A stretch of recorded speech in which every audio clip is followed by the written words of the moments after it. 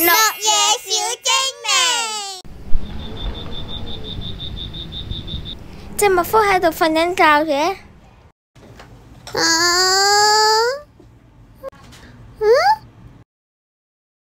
哎呀，笨啊！我瞓着咗覺啊！我要返去做嘢啦！花粉啊！唔好意思，我有花粉敏感㗎。哎呀，綠野小精靈，咁不如你休息下啦。休息係咩意思啊？即係咩都唔做，休息下咯。真係乜嘢都唔做，太恐怖啦！乜嘢都唔做，人生有咩意思啊？咁我老婆會殺死我㗎。原來係咁啊！我而家就要去做嘢。哦。